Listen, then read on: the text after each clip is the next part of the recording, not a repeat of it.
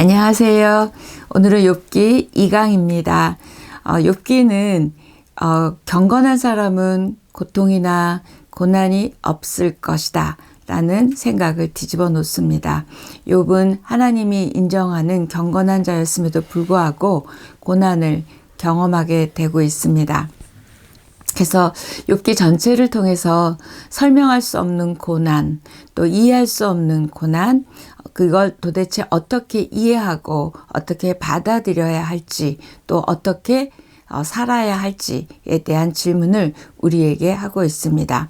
그래서 욥기를 통하여 경건한 신앙인이 고통을 또는 고난을 경험하게 될 때 어떻게 승리할지를 배우고 또 우리도 그렇게 승리하는 우리이기를 축복합니다. 2장입니다. 1장 마지막 절에서 이 모든 일에 욥이 범죄하지 아니하고 하나님을 향하여 원망하지 아니하리라 이렇게 하면서 1장이 끝났었어요. 자, 이 같은 욥의 태도가 저와 여러분들에게 굉장히 충격적이고 또 나도 그렇게 할 수 있을까? 이런 의문을 던져주고 끝났는데요. 하나님에게도 마찬가지였습니다. 하나님은 욥을 굉장히 자랑스러워 하셔서 욥의 그런 1장 마지막 절의 반응을 3절 이렇게 2장 3절은 이렇게 얘기합니다. 사단에게 네가 내 종 욥을 주의하여 보았느냐? 그와 같이 온전하고 정직하여 하나님을 경외하며 악에서 떠난 자가 세상에 없느니라. 네가 나를 충동하여 까닭없이 그를 치게 하였어도 그가 여전히 자기의 온전함을 굳게 지켰느니라. 하나님이 너무 욥을 자랑스러워 하시고 하나님의 뿌듯함을 느낄 수 있어요. 욥은 하나님에게 그런 존재였습니다. 하나님이 보실 때 저와 여러분도 이렇게 뿌듯해 하시고 자랑스러워 하실지는 갸우뚱이지만 욥은 그런 존재였습니다. 이렇게 저와 여러분도 하나님이 자랑스러워하고 뿌듯해할 수 있는 우리의 믿음이기를 또 한 번 생각하게 하는 2장 3절의 말씀인데요. 이 말을 듣고 사단은 집요하게 또 공격합니다. 4절 5절인데요. 가죽으로 가죽을 바꾸오니 사람이 그의 모든 소유물로 자기의 생명을 바꿀지라. 이제 주의 손을 펴서 그의 뼈와 살을 치소서. 그리하시면 틀림없이 주를 향하여 욕하지 않겠나이까. 이때 가죽으로 가죽을 바꾼다는 말은 베두인들의 속담인데요. 이건 뭐냐면 가죽을 가지고 물물교환하는 이야기인데요. 결국 자기 생명을 지키기 위해서 자기 소유물 전체를 갖다 버리는 게 아니겠습니까? 그러니까 한번 몸을 쳐보세요. 그러면 아마 틀림없이 믿음을 버릴 겁니다. 이 얘기를 하는 거예요. 그러니까 자기 지금 목숨이 왔다 갔다 하니까 자기가 다 잃어버려도 자기 살아있으니까 하나님 부정하지 않았잖아요. 그런데 한번 몸을 쳐보세요. 그러면 믿음 버릴 것입니다. 라고 사단이 너무나 틀림없이라는 단어를 쓰면서 욥의 본질을 한번 테스트하기 위해서는 뼈와 살을 쳐라. 이건 생명을 건드려봐라 얘기합니다. 이때 사단이 사용하고 있는 단어 틀림없이의 밑줄 한번 거주셨으면 좋겠어요. 사단은 우리의 영혼을 정말 망가뜨리는 방법을 알고 있고요. 그다음에 믿음을 버리게 하는 법을 알고 있습니다. 영혼을 끌어내리는 법을 알고 있어요. 몸치면 그렇게 될 거라는 걸 이야기합니다. 그러면서 발바닥에서부터 정수리까지 몸 전체에 종기가 나도록 하고 제 가운데 앉아서 질그릇 조각으로 몸을 긁는 이야기 여러분 너무 잘 아시죠? 그럴 때 그 모습을 보고 욥의 아내가 네가 당신이 언제까지 그렇게 온전함을 지킬 것이냐라고 비난하면서 하나님을 욕하고 죽으라고 하는 이야기가 나오게 됩니다. 이럼에도 불구하고 욥의 반응과 고백은 여러분 잘 아시는 말씀 하나님께 복을 받았은즉 화도 받지 아니하겠느냐라고 10절에 고백을 합니다. 입술로 범죄하지 않았고 욥은 이번에도 믿음의 시험을 이겨냈습니다.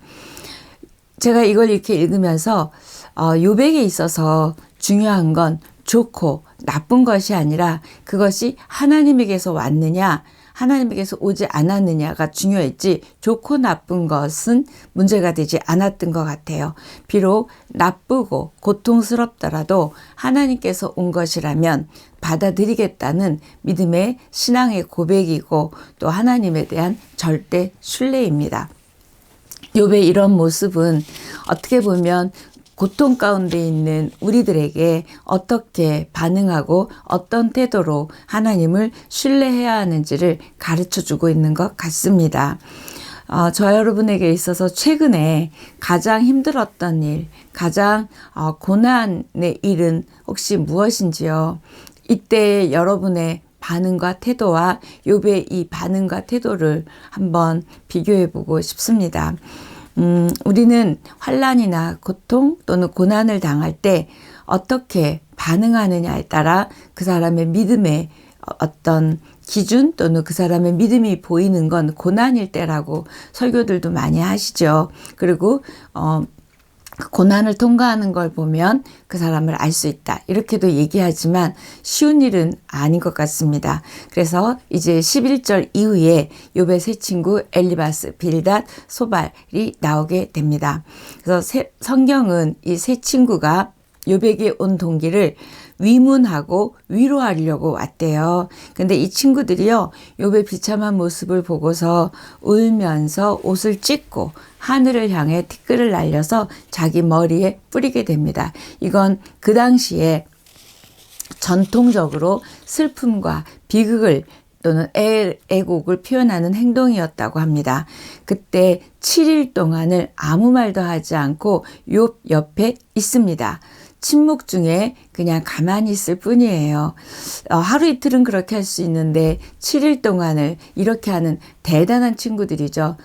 이렇게 대단한 친구 있으세요? 아니면 여러분이 이런 대단한 친구가 되어 있을 수 있을까? 이런 생각도 했어요. 정말 진정한 위로는 어떤 말보다 그냥 같이 오래 있어주는 거죠. 그때 저는 그 친구들의 말없음이요, 침묵에 대해서 한번 생각해 보고 싶습니다. 우리는 무언가 자꾸 위로하려고 무슨 말을 하죠. 그런데 가장 큰 위로와 공감은 이렇게 말없음, 침묵입니다. 그러니까 하나님의 위로는 사람으로부터 오는데 이렇게 침묵하고 있는 말없음으로 그냥 같이 있어주는 친구들의 모습을 보면서 이렇게 같이 있어주고 또는 격려해주고 위로해주고 또 하나님의 선하심을 바라보게 해주고 또 하나님의 선하심을 신뢰하게 도와주고 그 하나님의 은혜를 구하도록 같이 기도해 줄 수 있는 진정한 친구 여러분이었으면 좋겠고 저도 그런 친구였으면 좋겠습니다. 한마디 말도 하지 않고 7일 동안 그 친구 옆에 있어준 친구들이 그런데 3장에서 욥이 이제 막 하소연을 하게 됩니다. 그런데 그 하소연을 듣고 친구들이 굉장히 센 말들을 많이 하게 되는 친구가 되는데 원래는 이렇게 참 좋은 위로자였고 친구였습니다. 자, 3장입니다. 3장은 욥의 애가입니다. 욥이 하나님과 사단과의 대화를 알지 못하잖아요. 그러면서 이렇게 고난을 겪게 되니까 혼란스럽고 혼동스러워합니다. 그런데도 불구하고 욥은 하나님을 원망하지는 않았지만 자기의 생일을 저주합니다. 결국 자기 존재에 대한 부정이죠. 근데 하나님을 원망한 건 아니에요. 그래서 자신 그 재산이나 자녀를 잃어버렸을 때는 주신 이도 하나님이시고 거두신 이도 하나님이다. 이렇게 고백을 했고 자기 몸에 그 무서운 종기가 그렇게 났을 때는 하나님께 복도 받았으니까 화도 받는다. 이렇게 정말 놀라운 말을 한 욥이요. 이제 3장에서는 독백으로 자기 생일을 저주하고 죽음만이 자기의 이 고통을 고난을 끝낼 수 있다라고 이야기합니다. 그랬더니 그 말을 듣고 세 친구 엘리바스, 빌닷, 소발 중에서 제일 먼저 엘리바스가 이야기하게 됩니다. 그래서 그 욥이 자기 태어난 날을 이렇게 표현합니다. 빛이 아니라 어둠과 죽음의 지배를 받았다면 차라리 좋았겠다. 이 얘기는 뭐죠? 차라리 태어나지 않았으면 좋았겠다. 그러면서 뭐뭐 했더라면 좋았을 것을, 뭐뭐 했더라면 좋았을 것을 이렇게 몇 번을 반복합니다. 멸망하였더라면, 캄캄하였더라면, 덮였더라면 이렇게 말하면서 좋았을 것을 이야기하죠. 저와 여러분도 뭐뭐 했더라면 좋았을 것을 이런 말 많이 하죠. 지금 욥이 그렇게 말하며 생일을 저주하고 있습니다. 자기가 출생할 때 죽었어야 되는데 살아서 지금 이 고난을 겪고 있다. 그러니까 내 존재가 없어졌으면 좋겠다. 이 얘기를 합니다. 그래서 제가 이 욥의 이런 변화된 이런 걸 보면서 욥이 어떻게 이렇게 변화된 거야? 이런 생각이 든 게 아니라요. 이렇게 자기의 힘듦을 고백하고 독백하고 이렇게 얘기하는 것이 바로 저는 회복의 시작이라고 생각합니다. 안 아파, 안 힘들어 이게 아니라 힘들면 힘들다고 아프면 아프다고 하나님께 지금 토로하는 모습이죠. 그래서 왜냐하면 시편도 보면 시편 절반 이상이 애가입니다. 하나님 어떻게 이러실 수 있어요? 그런데 그런 다윗을 보거나 또 이렇게 말하는 욥을 보고 어떻게 신앙인이 이럴 수 있어? 이렇게 누구도 말할 수는 없을 것입니다. 그렇죠? 그래서 자기의 좌절, 절망 이런 것들을 하나님 앞에 쏟아놓는 것이 잘못됐다기보다는 저는 회복으로 가는 내가 힘들다는 걸 하나님께 알리는 그런 과정인 것 같습니다. 왜냐하면 이 고백을 한다는 건 결국 이 고백을 들으시는 하나님에 대한 인정이고요. 그다음에 내 모든 삶에 좋고 나쁜 것 모든 배후에 하나님이 계신다는 확신이잖아요. 그래서 하나님은 힘든 우리를 또 힘든 욥을 붙들고 계시고 보호하고 계신다는 것 믿으시죠? 아마 욥도 지금 그래서 하나님에게 이렇게 쏟아놓습니다. 비록 모든 것을 잃었더라도 아무것도 남지 않았더라도 우리는 살아있음에 감사하고 그 감사를 찾는 왜요? 하나님이 우리를 붙들고 계시고 알고 계시고 듣고 계시기 때문에 그럴 수 있다면 정말 하나님이 좋아하실 것 같습니다. 그래서 우리는 어떤 상황일 때 원망하기에 앞서서 먼저 내가 살아있음에 감사하고 또 우리는 살아있다기보다도 또 더한 생명 구원받은 생명이 있잖아요. 그것까지 받은 새 생명까지 받은 자임에 우리가 그런 자이고 하나님이 붙들어 주시고 계신다는 확신을 가지고 힘들고 어려울 때 이겨나가는 우리였으면 좋겠습니다. 하나님도 아마 그걸 원하실 것 같아요. 그래서 너희의 생명과 너희의 인생을 내가 붙들고 있고 그 다음에 나를 신뢰해라. 이것이 너희가 할 일이다 라고 말씀하시는 것 같습니다. 욥의 이 독백을 보면서 저에게 든 생각이에요. 자, 어떤 일이 벌어져도 어떤 상황이 벌어져도 하나님은 하나님이십니다. 아멘. 맞죠? 하나님은 하나님이시죠. 그래서 우리가 이 고백을 놓치지 않고 우리의 어려움이라도 또 뭐 좋은 일이라도 받고 또 살아낸다면 분명히 하나님의 그 선하심들이 저희의 삶 속에 있을 줄 믿습니다. 그러나 고통의 시간이 길어지고 또 육체적, 정신적, 영적으로 너무 힘들고 오래 가면 우리는 다 영적으로 다운될 뿐만 아니라 흔들리죠. 그렇게 정말 욥이 고백한 것처럼 차라리 죽었으면 좋았을 것 같다라고 얘기한다는 거예요. 그럴 때 저와 여러분이 끝끝내 하나님을 원망하지 않고 믿음을 지키고 또 하나님 앞에 또 의지하고 나아가는 우리의 모습을 하나님은 기다리고 계시는 것 같아요. 그래서 욥은 끝끝내 하나님을 원망하지는 않습니다. 그래서 자기 좌절과 고난을 욥은 26절에 이렇게 표현하네요.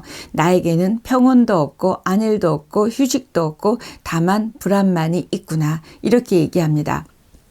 욥기 전체에 적용되는 질문일지 모르겠는데 아무 이유 없는 고통이 인간에게 주어질 수 있는가? 저는 이게 질문인 거예요. 아무 이유 없는. 왜요? 사단과 하나님과의 대화를 욥도 못 듣고 우리도 못 듣잖아요. 그런데 우리에게 또 다른 확신은 그러나 이 모든 상황을 섭리하시는 하나님이 통제하고 계심을 믿는다는 것이 또 우리의 희망이기도 합니다. 고통과 상실이라는 것을 보면 그걸 내가 당하게 되면 우리의 믿음을 점검할 수 있습니다. 어제도 말씀드렸지만 내가 모든 걸 빼앗기더라도 마지막 순간까지 하나님의 선하심을 신뢰할 수 있는가? 제가 어제 말씀드렸죠. 그런 것처럼 경건의 본질은 뭐냐면 하나님 자체를 신뢰하고 사랑하고 믿는 거지 하나님이 주신 것을 좋아하고 믿고 바라는 것이 아니라는 거죠. 그래서 저와 여러분이 고난을 경험하게 될 때 믿음의 동기를 점검했으면 좋겠습니다. 4장입니다. 한동안 가만히 있으면서 친구를 위로해줬던 이 세 친구가 이제 3장에서 욥이 한 말들을 듣고 돌변하게 됩니다. 그래서 먼저 엘리바스가 4장, 5장에 걸쳐서 이야기를 합니다. 대놓고 욥을 비난하지는 않아요. 그러나 이렇게 얘기합니다. 4, 5, 6절인데요. 그게 조금 더 여러분에게 느낌이 오도록 우리말 성경을 한번 4장 4, 5, 6절 보면 넘어지는 사람을 말로 붙들어 주었고 무릎이 연약한 사람에게 힘을 주지 않았는가. 그런데 자네가 이 지경이 됐다고 힘이 빠지고 문제가 생겼다고 힘들어하다니 자네의 경외함이 자네의 자신감이 있고 자네가 올바르게 산 것이 자네의 소망이 아니었나? 이건 뭐예요? 너 사람들 그렇게 위로해주고 사람 살리더니 너는 왜 어떻게 이렇게 이 모양이야? 그리고 너는 하나님을 경외하고 믿음이 있고 올바르게 살았다고 하는 너가 그게 자랑 아니었니? 근데 어떻게 이렇게 너는 무너질 수 있니? 라는 의미의 말을 엘리바스가 하고 있습니다. 결국 엘리바스는 욥의 잘못된 생각을 교정하려고 해주는 그런 말들을 하고 있습니다. 특히 다른 사람을 세워주고 힘을 주었던 일들을 너는 왜 못 세워? 다른 사람을 그렇게 힘주고 세워놨으면서 너는 왜 힘들 때 못 세워? 지금 이렇게 질타하고 있습니다. 결국 자신이 생각하는 대로 엘리바스가 그 욥의 잘못과 욥의 오류를 지금 이야기하고 있죠. 근데 이 엘리바스의 이야기도 보면요, 잘못되어 있습니다. 왜냐하면 이걸 보상의 교리 또는 원인과 결과, 그래서 인과 응보죠. 그거의 이론으로 지금 보고 있습니다. 결국 뭐냐면 죄를 지었기 때문에 고난을 받고 있는다는 이야기를 지금 엘리바스가 하고 있습니다. 그래서 엘리바스는 너가 죄 지어서 이렇게 지금 저주받고 이렇게 있는데 너는 왜 저주하고 탄식을 하니? 지금 이렇게 책망 비슷한 이야기를 하는 거예요. 그렇게 손잡아주고 7일 동안 있었던 친구 맞나? 할 정도로 달라졌습니다. 그런데 욥은 이렇게 자기를 훈계하고 책망하려는 엘리바스의 말을 받아들일 수가 없었습니다. 왜냐하면 보상의 교리 또는 인과응보의 교리에 근거해서 말하는데 욥은 자기가 잘못하지 않았잖아요. 하나님도 인정하시는 의인이었잖아요. 그러니까 내가 왜 그런 죄에 대한 대가를 치러야 된다고 말하니? 그리고 내가 왜 어떤 원인을 제공했기 때문에 이래야 되니? 라고 욥은 그 엘리바스의 말을 받아들일 수 없는 것이 4장 쭉 이어집니다. 그랬더니 또 엘리바스가 생각해봐. 죄 없이 망한 자가 어디 있어? 정직한 자가 끊어지는 게 어디 있어? 이렇게 7절 8절 이야기합니다. 죄 없이 망한 자가 있더냐? 이 말이 아주 무서운 말이죠. 인과응보의 신학이라고 하는데요. 결국 너 고통받아 싸다. 죄졌다. 이렇게 지금 몰아가고 있습니다. 엘리바스의 생각이 너무너무 잘못됐죠. 드러난 현상만 보고서 이렇게 인과응보 교리라든지 또는 보상의 교리로 이렇게 죄를 죄인이라고 밀어붙이는 이 친구의 행동을 보게 됩니다. 엘리바스의 논리에 의하면 욥은 단지 자신의 죄값을 치르고 있는 거예요. 말도 안 되죠. 그쵸? 지금 이 얼마나 위험한 생각이고 위험한 말을 지금 엘리바스가 하고 있고 그 말에 대해서 욥은 분노하고 있고 또 계속 자기의 이야기를 하고 있습니다. 죄 없이 망한 사람도 많습니다. 그 다음에 부가 저주가 된 사람도 많고요. 부자가 다 좋은 사람들 아닌 건 우리 너무 잘 알잖아요. 그쵸? 죄 없이 망한 사람 있다는 걸 엘리바스는 몰랐던 것 같아요. 그래서 8절에 보니까 또 엘리바스가 얼마나 교만했는지 이렇게 얘기합니다. 내가 보건대. 아니 자기가 본 게 정확한가요? 근데 이렇게 내가 보건대 너는 자기 한정된 경험을 통해서 욥에게 자기 말 안 듣고 받아들이지 않는다고 이렇게 이야기합니다. 그래서 12절부터 엘리바스는 자신의 주장이 옳음을 이게 자기가 영적 경험, 그러니까 신비로운 경험을 했다고 설명하면서 얘기합니다. 그러면서 창조주 하나님이 모든 피조물보다 의로우시고 어떤 사람보다 깨끗하시며 하나님은 그의 종이라도 그대로 믿지 않는다. 이것도 틀린 말이죠. 하나님이 우리를 믿어주시니까 기다려주시잖아요. 이렇게 엘리바스는 자기 오류에 빠져서 이야기하고 있죠. 자, 엘리바스의 신비 체험. 이거 어떻게 그게 다 맞는다고 우리는 볼 수 없잖아요. 이렇게 자기가 생각한 대로 지금 욥을 몰아가고 있습니다. 5장입니다.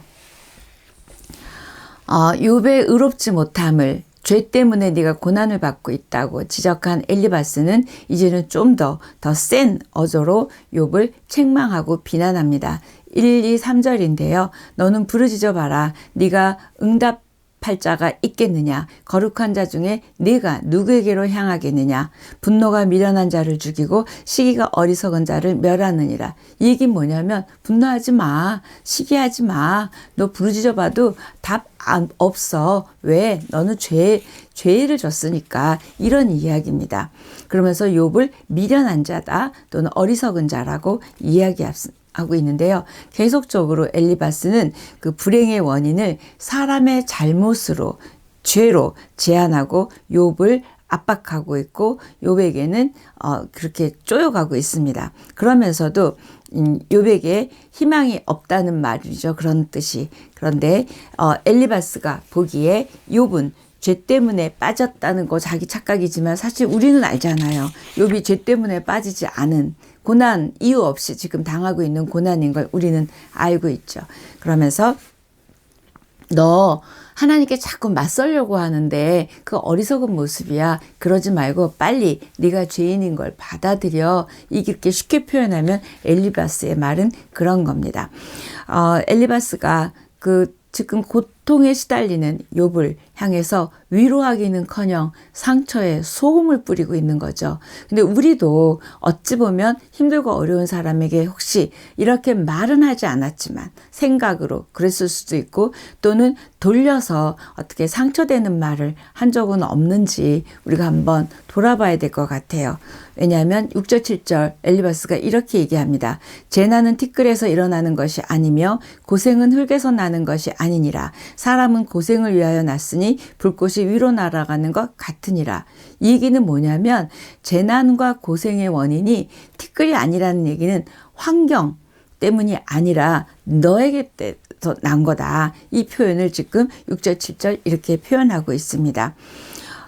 욥은 정말 힘들었겠죠. 죄인이라는 낙인까지 찍혔습니다. 지금 엄청 힘듦에도 불구하고 이제는 죄인입니다. 죄 때문에 이런 고난을 당한다고 이야기하니까 그러면서 엘리바스가 이렇게 또 상처를 주는 말을 합니다. 나라면 하나님을 찾겠고 내 일을 하나님께 의탁하리라. 하나님을 찾는 것 외에 다른 방법이 없다는 말. 굉장히 맞는 말이죠. 그러나 맞는 말이지만 지금 나라면 하나님을 찾겠고 이 얘기는 뭐예요? 난 지금 내가 만약에 그런 상황이 되면 난 하나님 찾아. 너처럼 그러지 않아. 라고 엄청난 자기 교만입니다. 나는 잘하고 있고 나는 맞다. 그런데 넌 지금 틀렸다. 이 표현이 나라면입니다. 여러분도 혹시 나라면 그렇게 하지 않아? 이런 말 하지 않으세요? 이거 엄청 교만이죠.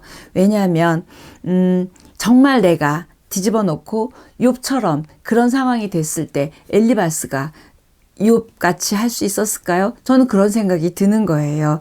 그래서 엘리바스가 욥의 마음은 아랑곳하지 않고 이렇게 뭐 나라면 이럴 것이다 라는 말만 한 것이 아니라 더 계속 이어지고 있습니다. 이때 나 같으면 이라는 거에 한번 밑줄 그시고요. 한번 여러분이 묵상했으면 좋겠습니다. 내가 욥의 상황에 처해 있을 경우를 가정에서 한번 생각하고 그 이야기를 들어서 한번 생각해 보면 우리는 아마 다시는 누가 힘들 때 나라면 이렇게 얘기는 하지 않을 것 같아요.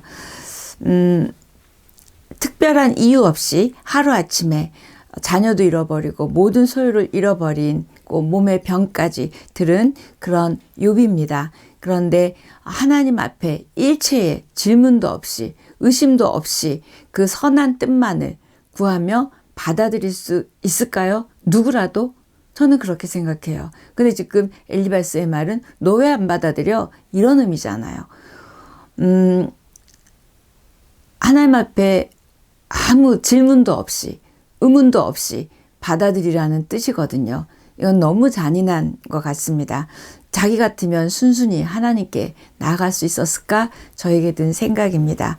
우리도 이런 실수 하지 않았으면 좋겠습니다. 나 같으면 안 그래? 나 같으면 이런 말 하지 않고 다른 사람의 형편이나 고통을 제대로 이해하지도 못하고 또 우리가 하는 말들이 얼마나 힘들게 할 수 있는지 오늘 엘리바스의 말을 보면서 생각하게 됩니다. 위로는커녕 더 정말 소금 뿌리는 일이죠. 그리고 충고 또는 뭐 어떤 훈계 될 수 있다라고 생각하지만 아니요. 가만히 있고 기도해 주는 게 가장 좋은 위로인 것 같습니다. 엘리바스는 계속 이야기했는데 5장 17절 21절에서도 보면 이렇게 얘기합니다.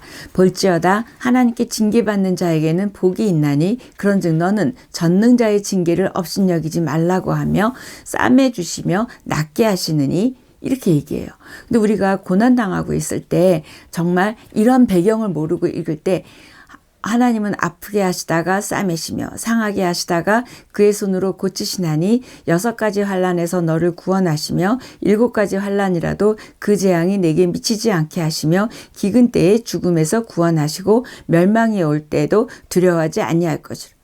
얼마나 밑줄 긋고 싶은 말이에요. 얼마나 붙들고 싶은 말이에요. 그런데 이 말의 배경을 여러분이 듣고 나니까 이거 지금 이렇지 않잖아요. 그렇죠? 너 지금 하나님께 징계받고 있는가 복이야. 왜? 너가 회개하면 이렇게 해주실 거라는 이야기예요. 근데 너 왜 받아들이지 않고 회개하지 않아? 이런 배경의 말이에요. 맞는 말이고 은혜스러운 말 같지만 지금 욥에게는 잔인한 말입니다. 너 왜 안 받아들여? 너 왜 회개 안 해? 회개하면 지금 너 징계받는 건 복이야. 고쳐주실 거야. 싸매어 주실 거야. 이러고 있는 거죠. 너의 고난이 지금 징계인데 하나님이 개입하면 바로 잡아줄 텐데 왜 징계에 대해서 회개하지 않니? 이렇게 엄청난 말을 지금 하고 있습니다.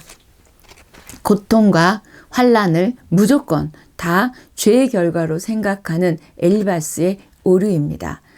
하나님께 문제를 맡기고 도움을 청하면 싸매주시고 낫게 하신다. 맞는 말입니다. 그렇죠? 그러나 욥에게도 과연 그렇게 들렸을까요? 그런데 우리는 얼마나 이런 식으로 말하는지 모르겠습니다. 그래서 긍휼의 마음이 없는 정말 위로해주고 싶은 마음이 없는 그런 말, 판단의 마음이 더 큰 말은 어떤 말이냐면 진리는 있는 것 같아요. 그런데 사랑 없이 진리만 말하면 진리가 아닙니다. 그래서 사랑이 담긴 진리의 말을 할 때 그 말이 정말 진리의 말이 되겠죠. 너무 힘들 때는 우리가 이 말씀 되게 저는 좋아했거든요. 근데 엘리바스가 이런 배경에서 이야기하니까 이제 줄 긋고 싶지 않아졌어요. 자, 이때 거기 엘리바스가 한 말 중에 혀의 채찍이라는 말이 나오거든요. 혀로 맞은 상처예요. 혀로 맞은 상처는 그냥 상처보다 훨씬 더 아픕니다. 왜요? 혀로 맞은 상처는 마음을 어렵게 하고요. 영혼에 상처를 줍니다. 그래서 지당한 말씀 같지만 이렇게 영혼에 상처를 주는 것이 혀의 채찍입니다. 자, 인과응보의 신학이 무너진, 사실 원인과 결과가 지금 욥에게 맞지 않잖아요. 그런데 자꾸만 욥에게 그 신학을 들이대면서 너 죄 때문이야 라고 들이대고 있는 엘리바스. 그러니까 빨리 하나님 앞에 돌아와. 그러면 넌 복을 누릴 거야 라고 이야기하는 엘리바스의 말이 많은 것을 생각하게 하고 있습니다. 욥의 상황에 맞지 않았어요. 욥에게는 그렇게 들리지 않았을 겁니다. 그래서 욥이 이제 화가 나겠죠. 그래서 이제 욥의 항변이 이제 시작이 됩니다. 오늘 여기까지 하겠습니다.